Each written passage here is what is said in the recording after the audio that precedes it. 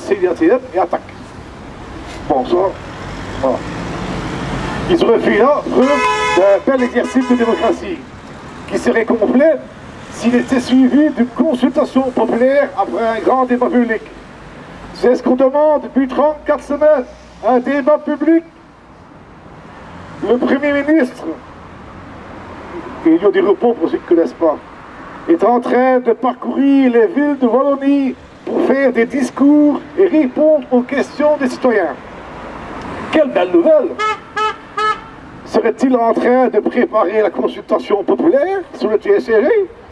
Hein? Que nenni, voilà. Pas folle la guerre. Hein? En Belgique, on ne demande jamais l'avis des citoyens. Jamais. Non, tout simplement, il est en phase de pré-campagne électorale et vient expliquer son point de vue sur sa politique d'austérité aux foules subjuguées. Hein?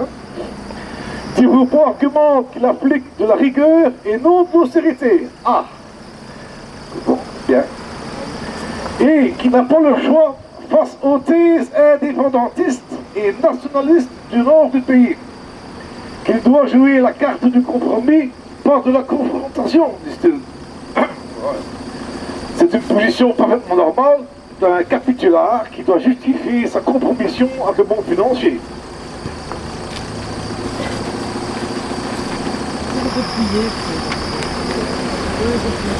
Je vous passe les détails de son entreprise de propagande électorale, de mensonges, de vérités, un florilège de machiavélisme qui intègre les syndicats dedans, hein, de la manipulation.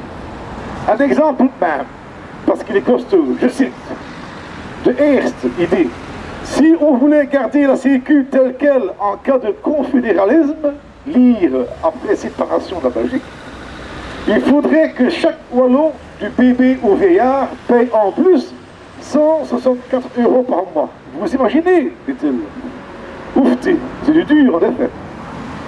Premièrement, la NVA n'a pas le pouvoir, elle ne l'aura jamais. Elle ne fait que 30% des Flamands, soit 17% des Belges.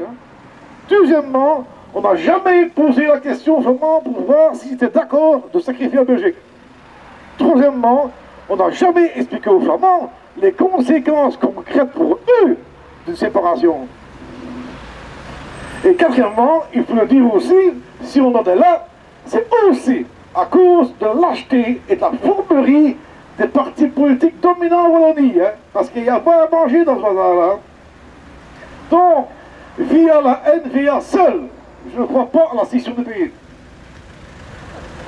Diroupo et consorts agitent l'épouvantail de la NVA, qui est leur fille commune, je signale. Hein. Ils jouent sur la peur pour faire admettre leur politique antisociale. Avec l'aide des 8 partis qui dirigent ce pays, 4 Flamands, 4 Wallons, le confédéralisme est en marche. Eh oui. Car avec l'adoption des traités européens et bientôt du TSCG, avec l'adoption de la 6e réforme de l'État, on ne parle plus de ça, hein, et bientôt avec l'adoption du grand marché transatlantique, notre sécurité sociale est en phase terminale. Relisez les discours du Grognon, les discours précédents, pour comprendre de quoi on parle. Par contre, lors de cette tournée de propagande, Elio a lâché quelque chose d'intéressant, je le cite.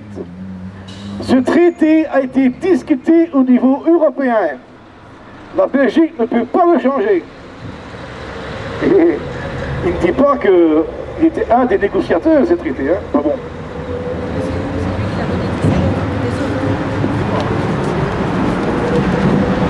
Elio précise ce propos, je le cite encore, certains voudraient lui adjoindre un volet croissance ou emploi, mais un traité est blanc ou noir, on le prend ou on ne le prend pas.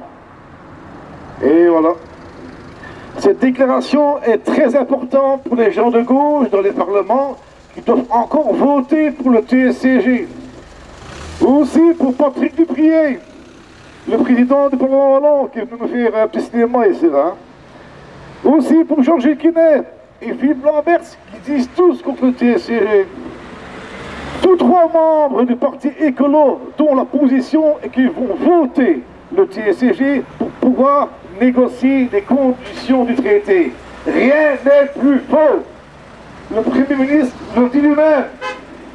Il n'y a rien à négocier. On prend pas. Alors, abandonnez vos illusions démocratiques. Regardez bien en face cette mise en place d'une dictature financière et tournez-vous vers les citoyens qui attendent de votre part une attitude courageuse, une prise en main de la résistance contre la crise et l'austérité. Il ne vous faut que 5 minutes de courage politique, messieurs, dames, pour faire un choix capital. Figurer dans les pages de l'histoire européenne ou sombrer dans les poubelles de la même histoire. Votez contre l'austérité, votez pour la protection des citoyens, votez pour la démocratie et la souveraineté du peuple. Un autre monde est possible. Et les ancre dans des lois nationales contraignantes et permanentes.